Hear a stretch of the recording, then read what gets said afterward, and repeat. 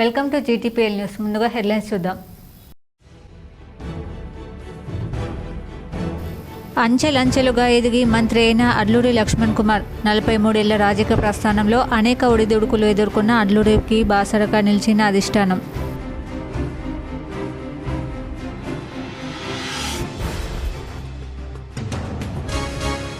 వేములవాడలో ఆగని రాజన్న కోడెల మృతి. వారం రోజుల్లో 35 కోడెలు మృత్యువాత. మంత్రి సురేఖ బాధ్యత వహించాలని బీఆర్ఎస్ డిమాండ్.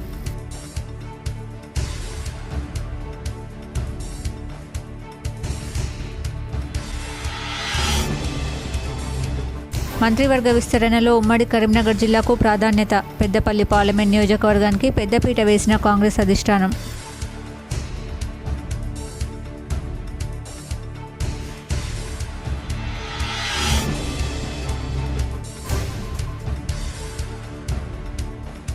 రికార్డ్ స్థాయిలో మహిళా సంఘాల ద్వారా వరి ధాన్యం కొనుగోలు. ఐకేపీ మహిళా సంఘాల ఆధ్వర్యంలో రేపు సిరిసిల్లాలో కృతజ్ఞతా సభ నిర్వహిస్తున్నట్లు కలెక్టర్ వెల్లడి.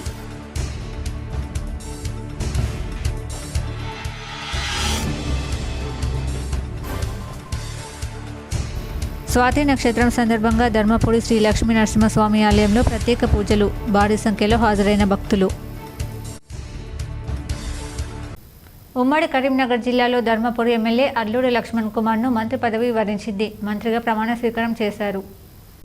తాజా మంత్రివర్గ విస్తరణతో ఉమ్మడి కరీంనగర్ జిల్లాకు 3 మంత్రి పదవులు, పెద్దపల్లి పార్లమెంట్ నియోజకవర్గ పరిధిలోని 3 ఎమ్మెల్యేలకు కేబినెట్లో స్థానం దక్కినట్లయింది. తాజా మంత్రివర్గ విస్తరణతో ఉమ్మడి కరీంనగర్ జిల్లాకు ప్రాధాన్యత లభించింది. పెద్దపల్లి పార్లమెంట్ నియోజకవర్గానికి కాంగ్రెస్ అధిష్టానం పెద్దపీట వేసింది. ఉమ్మడి జిల్లా నుంచి ధర్మపురి ఎమ్మెల్యే అడ్లూరి లక్ష్మణ్ కుమార్ మంత్రిగా ప్రమాణ స్వీకారం చేశారు. అదేవిధంగా పెద్దపల్లి పార్లమెంట్ నియోజకవర్గ పరిధిలోని చెన్నూరు ఎమ్మెల్యే వివేక్ వెంకటస్వామికి సైతం కేబినెట్లో స్థానం లభించింది. ఇదివరకే మంత్రిగా శ్రీధర్ బాబు కొనసాగుతుండగా తాజాగా వివేక్ వెంకటస్వామి, అడ్లూరి లక్ష్మణ్ కుమార్ మంత్రులుగా ప్రమాణ స్వీకారం చేశారు. దీంతో పెద్దపల్లి పార్లమెంట్ పరిధిలోని 7 అసెంబ్లీ స్థానాల్లో 3 మంత్రులయ్యారు. ఉమ్మడి కరీంనగర్ జిల్లాకు 3 మంత్రి పదవులు దక్కినట్లయింది. మంత్రి పదవి ఆశించి భంగపడ్డ మానకొండూరు ఎమ్మెల్యే కవంపల్లి సత్యనారాయణ, వేములవాడ ఎమ్మెల్యే ఆది శ్రీనివాస్ను బుజ్జగించే పనిలో పార్టీ పెద్దలు నిమగ్నమయ్యారు. కవంపల్లికి కేబినెట్లో చోటు లభించకపోవడంతో అనుచరులు ఆవేదనతో ఆందోళన చెందుతున్నారు. రాత్రి పొద్దుపోయే వరకు కవంపల్లికి మంత్రి పదవి దక్కుతుందని ప్రచారం జోరుగా సాగడంతో మానకొండూరు నియోజకవర్గానికి చెందిన కాంగ్రెస్ కార్యకర్తలు, కవంపల్లి అనుచరులు ఎమ్మెల్యే క్యాంప్ కార్యాలయానికి చేరుకుని సందడి చేశారు. కవంపల్లి మినిస్టర్ సాబ్ అంటూ నినాదాలు చేశారు. ఈ నెల 10న కవంపల్లి బర్త్డే ఉండడంతో మంత్రిగా బర్త్డే వేడుకలు నిర్వహించేందుకు అనుచరులు భారీగా సన్నాహాలు చేశారు. కానీ వారి ఆశలను అడియాశలు చేసేలా అధిష్టానం నిర్ణయం తీసుకోవడంతో అనుచరులు ఆవేదన చెందుతున్నారు. ఊహించని పరిణామంతో అటు కవంపల్లి సైతం అధిష్టానం తీరుపై అసంతృప్తితో ఉన్నారు. మంత్రి పదవి ఆశించి భంగపడ్డవాడిని మచ్చిక చేసుకునే పనిలో అధిష్టానం నిమగ్నమైంది. వేములవాడ రాజన్న ఆలయానికి చెందిన గోశాలలో రాజన్న కోడెల మృత్యుఘోష కొనసాగుతుంది. వారం రోజుల్లో 35 కోడెలు మృతి చెందడంతో సర్వత్రా ఆందోళన వ్యక్తమవుతుంది. వేములవాడ రాజన్న గోశాలలో అనారోగ్యంగా ఉన్న కోడెలు మృతి చెందుతూనే ఉన్నాయి. ఇప్పటి వరకు 6 రోజుల్లో 35 కోడెలు మృతి చెందాయి. మరో 14 కోడెలు అనారోగ్యంతో ఉన్నాయని, 2 కోడెల పరిస్థితి విషమంగా ఉన్నట్లు అధికారులు హెల్త్ బులెటిన్ విడుదల చేశారు. గోశాలలో వెటర్నరీ వైద్య బృందంతో పశువులకు వైద్య సేవలు కొనసాగుతున్నాయి. గోశాలను బీఆర్ఎస్ నాయకులు వేములవాడ నియోజకవర్గ ఇన్ఛార్జ్ చల్మెడ లక్ష్మీ నరసింహారావుతో పాటు పలువురు సందర్శించి పరిశీలించారు. రాజన్న ఆలయ గోశాలలో కోడెల మృతికి రాష్ట్ర దేవాదాయ శాఖ మంత్రి కొండ సురేఖ బాధ్యత వహించాల్సి ఉంటుందని గోశాలలో జరిగిన అక్రమాలపై ఆలయ ఈవో విచారణ జరిపి బాధ్యులపై చర్యలు తీసుకోవాలని డిమాండ్ చేశారు. గోశాలలో పరిమితికి మించి కోడెలు ఉండడం వల్లే చనిపోయాయని వెల్లడించారు. గోశాలలో పరిమితికి ఉన్న కోడెలను పట్టాదారు పాస్బుక్ ఉన్న రైతులకు ఉచితంగా పంపిణీ చేయాలని కోరారు. గోశాలలో ఉన్న 1300 పశువుల ఆరోగ్య సంరక్షణకు పటిష్ట చర్యలు తీసుకోవాలన్నారు. వేములవాడలోని రాజరాజేశ్వర స్వామి గోశాలకు ఈ గోశాలలో సుమారుగా 500, 400, 500 గోవుల్ని ఏదైతే కోడల్ని ఈడ పెట్టే పరిస్థితి ఉండనో వారి చర్య వల్లనే ఇలా 1300 పెట్టే పరిస్థితికి వచ్చింది. మీకు చెప్పదలుచుకుంది ఏంటంటే దీనికి కలెక్టర్ కన్వీనర్ గా ఉండి రైతు పట్టాదారు పాస్బుక్, ఆధార్ కార్డు, ఫోన్ నెంబర్తో సహా వచ్చినట్టయితే రైతుకు ఉపయోగపడే విధంగా ఒక జోడి కోడల్ని వారికి ఇవ్వాలని ఒక నిబంధన ఏర్పాటు చేసుకోవడం జరిగింది. నవనరసింహస్వామి క్షేత్రాలలో ఒకటైన జగిత్యాల జిల్లా ధర్మపురి శ్రీ ఉగ్ర లక్ష్మీ నరసింహస్వామి ఆలయంలో స్వాతి నక్షత్రం సందర్భంగా ప్రత్యేక పూజలు, అభిషేకాలు నిర్వహించారు. వేద పండితుల వేద మంత్రాలతో పంచామృతాలతో అభిషేకించారు. అనంతరం రంగురంగుల సుగంధభరిత పుష్పమాలికలతో స్వామి అమ్మవార్లను అందంగా అలంకరించారు. అష్టోత్తర శతనామార్చనలు, ధూప దీప నివేదన, మంగళహారతి, మంత్రపుష్పం, తీర్థప్రసాదాల వితరణ గావించారు. సుదూర ప్రాంతాల నుండి విచ్చేసిన భక్తులు స్వాతి నక్షత్ర ప్రత్యేక పూజల్లో పాల్గొని ఉగ్రవీరం మహావిష్ణు, జ్వలంతం సర్వతోముఖం, నృసింహం భీషణం భద్రం, మృత్యుం నమామ్యహం అనే నృసింహనామ మంత్ర జంపిస్తూ ఉగ్ర నరసింహస్వామి కృపకు పాత్రులయ్యారు. ఆలయ ప్రాంగణం నరసింహనామ సంకీర్తనలతో మార్మోగింది. మహిళా సంఘాల ద్వారా ధాన్యం కొనుగోలులో రికార్డు సృష్టించామని రాజన్న సిరిసిల్ల జిల్లా కలెక్టర్ సందీప్ కుమార్ జో తెలిపారు. ఆరుగాలం శ్రమించే రైతన్నలు పండించిన పంటను కొనుగోలు చేసేందుకు రాజన్న సిరిసిల్ల జిల్లా వ్యాప్తంగా 242 కొనుగోలు కేంద్రాలు ప్రారంభించి 42,119 రైతుల నుండి 625 కోట్ల విలువైన 2.7 లక్షల మెట్రిక్ టన్నుల ధాన్యం కొనుగోలు చేశామని కలెక్టర్ తెలిపారు. అందులో 190 కేంద్రాలను మహిళా సంఘాలకు కేటాయించగా 470 కోట్ల విలువైన ధాన్యం సేకరించారని తెలిపారు. వాటిలో 32,087 మంది రైతుల వివరాలు ఆన్లైన్లో నమోదు చేయగా 415 కోట్ల రూపాయలు రైతుల బ్యాంకుల ఖాతాల్లో జమ అయ్యాయని, మిగతా రైతుల బ్యాంక్ ఖాతాల్లో డబ్బులు త్వరలో జమ కానున్నాయని తెలిపారు. ధాన్యం సేకరణ తుది దశకు చేరుకుందన్నారు. ఐకేపీ ఆధ్వర్యంలో మహిళా సంఘాల సభ్యులు సేకరించిన ధాన్యం 1 క్వింటాల్కు 32 రూపాయల కమిషన్ ప్రభుత్వం నిర్ణయించిందని, ఈ లెక్కన జిల్లాలోని మహిళా సంఘాలకు దాదాపు 6 కోట్ల రూపాయల కమిషన్ రానుందని తెలిపారు.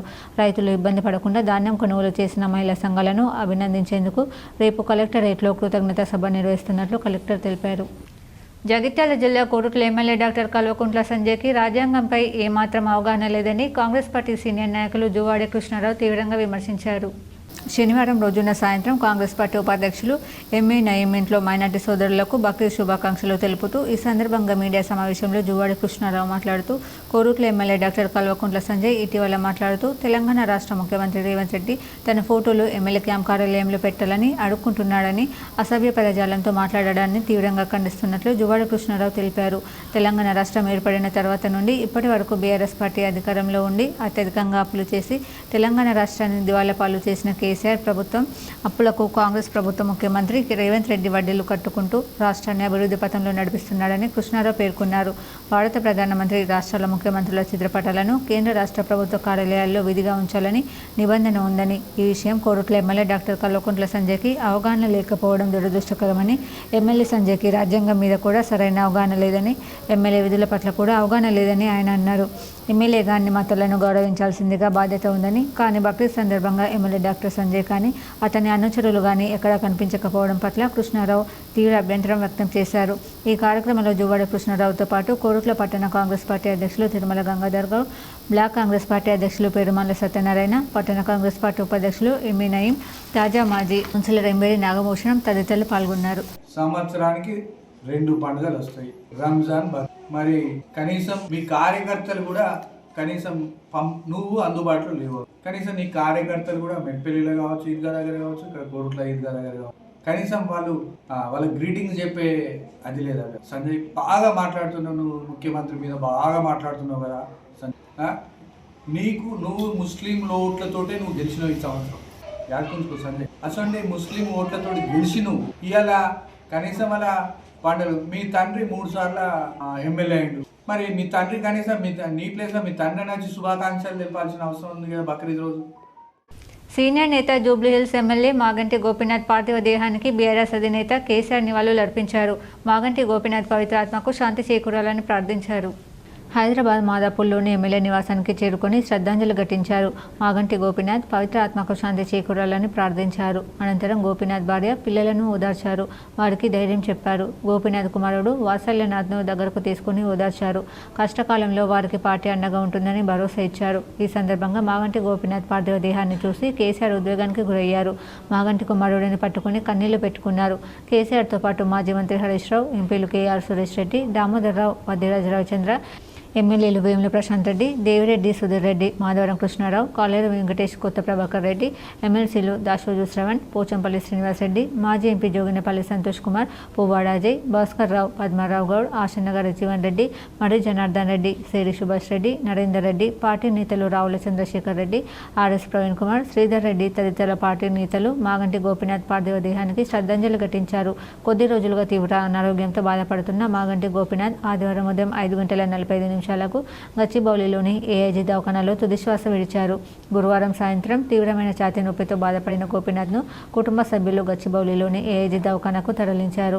అప్పటి నుంచి హాస్పిటల్లోని చికిత్స పొందుతున్నారు.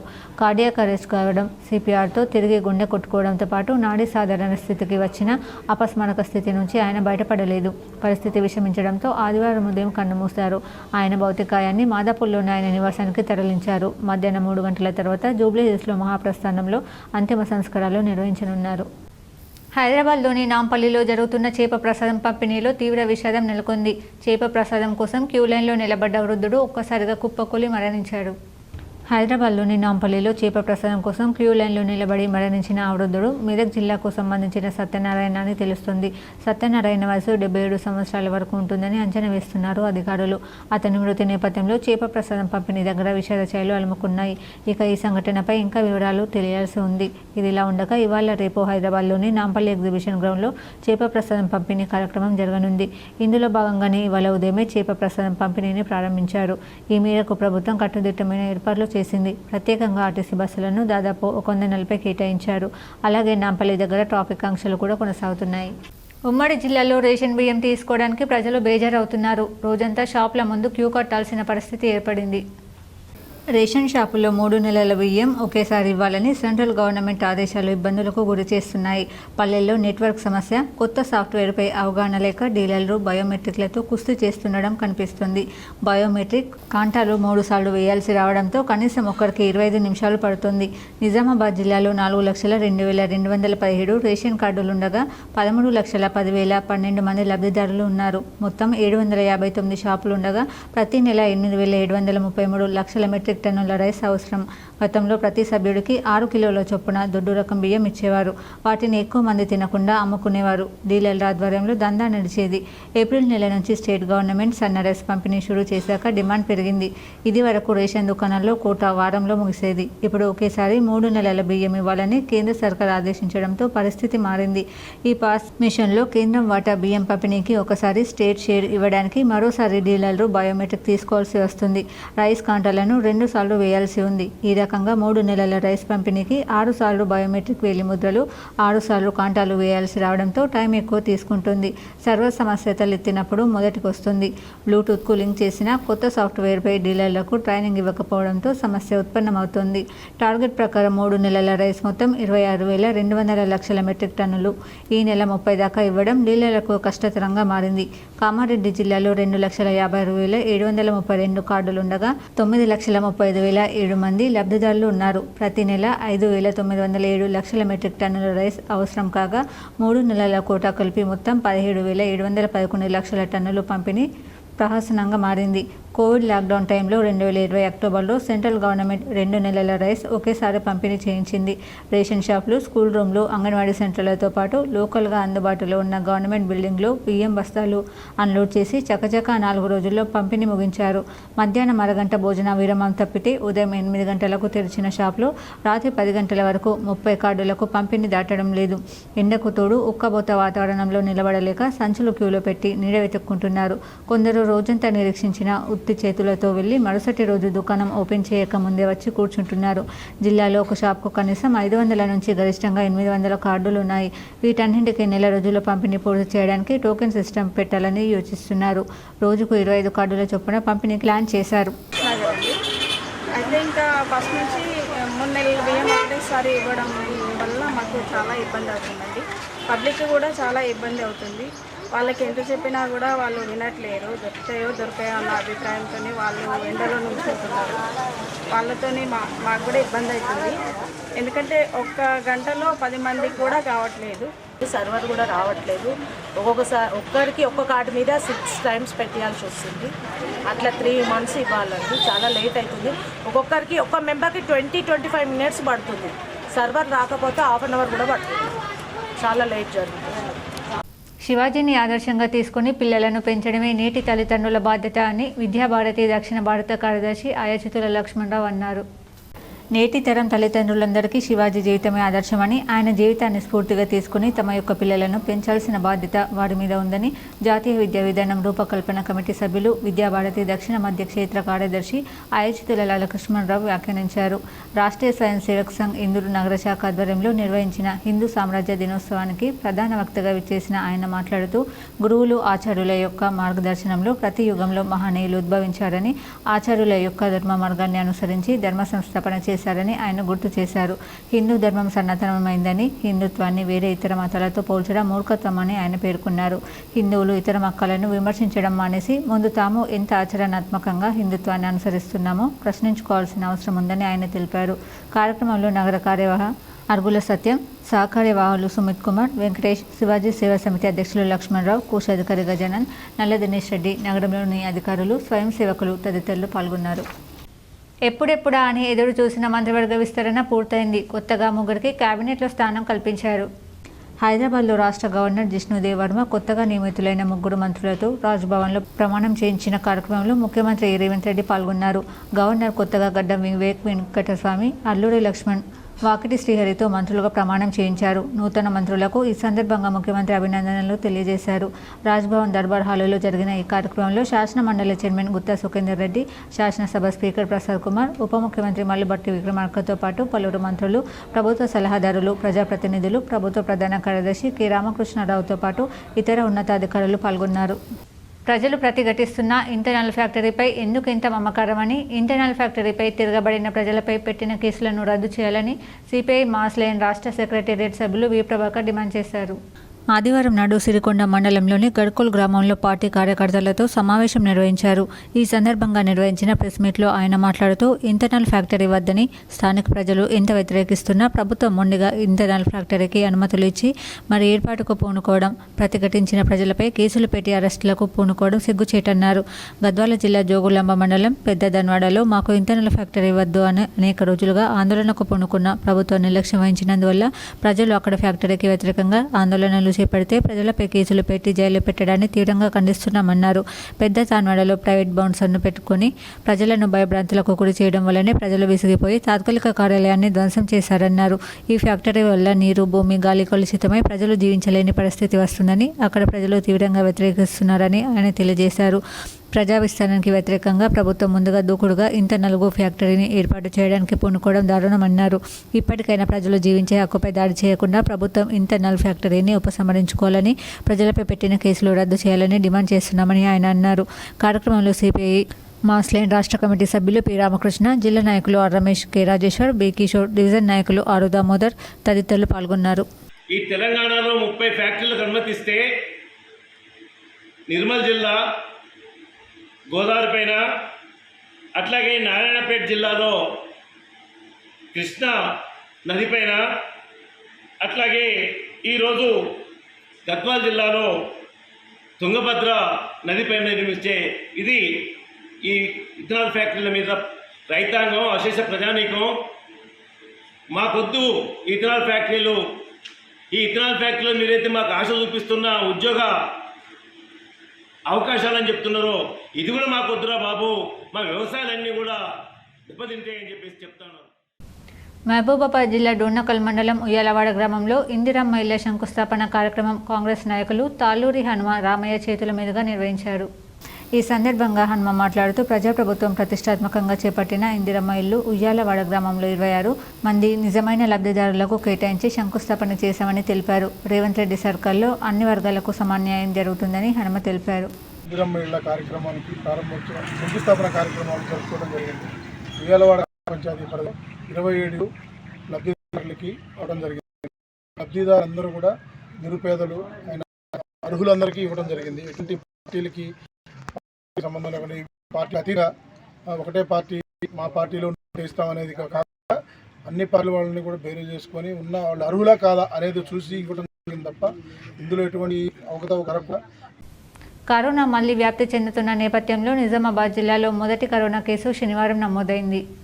నిజామాబాద్ జిల్లా కేంద్రంలోని అంబేద్కర్ కాలనీకి చెందిన ఓ వ్యక్తికి కరోనా పాజిటివ్ వచ్చినట్లు తెలిసింది. ఈ మేరకు వైద్య ఆరోగ్య శాఖ అధికారులు అప్రమత్తమయ్యారు. పాజిటివ్ వచ్చిన వ్యక్తి కుటుంబ సభ్యుల నమూనాలను సేకరించి చుట్టుపక్కల వారిని అప్రమత్తం చేశారు.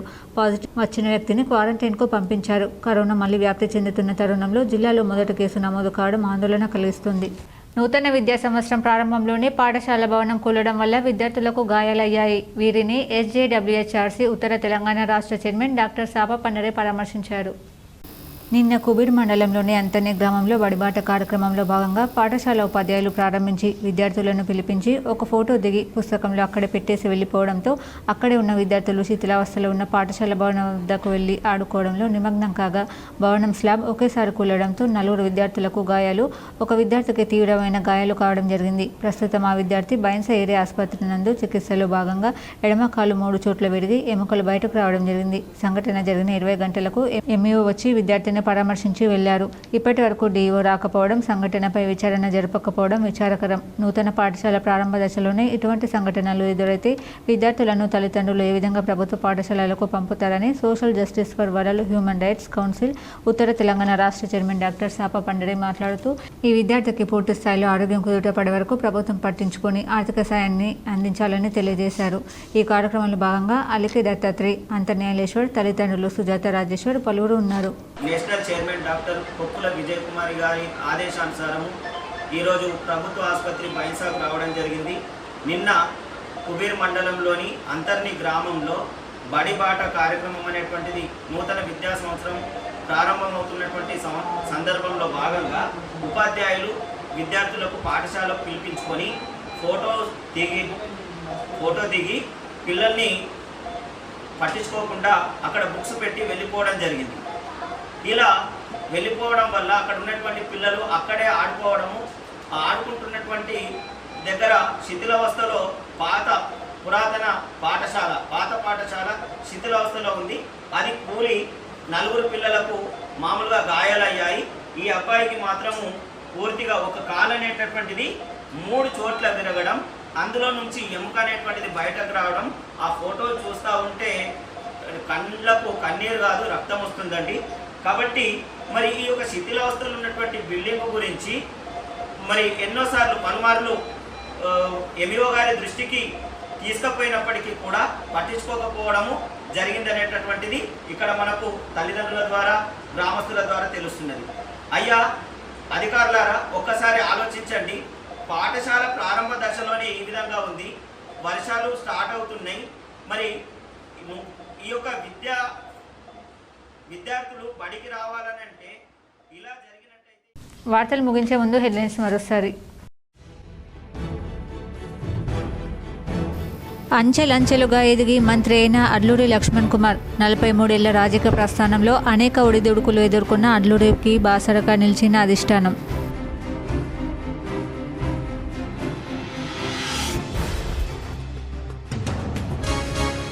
వేములవాడలో ఆగని రాజన్న కోడేల మృతి, వారం రోజుల్లో 35 కోడేలు మృత్యువాత. మంత్రి సురేఖ బాధ్యత వహించాలని BRS డిమాండ్.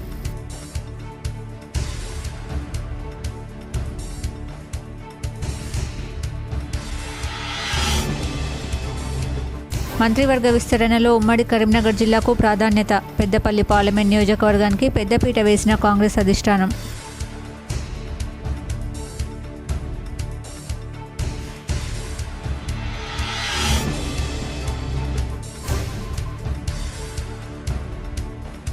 రికార్డ్ స్థాయిలో మహిళా సంఘాల ద్వారా వరి ధాన్యం కొనుగోలు. ఐకేపీ మహిళా సంఘాల ఆధ్వర్యంలో రేపు సిరిసిల్లాలో కృతజ్ఞతా సభ నిర్వహిస్తున్నట్లు కలెక్టర్ వెల్లడి.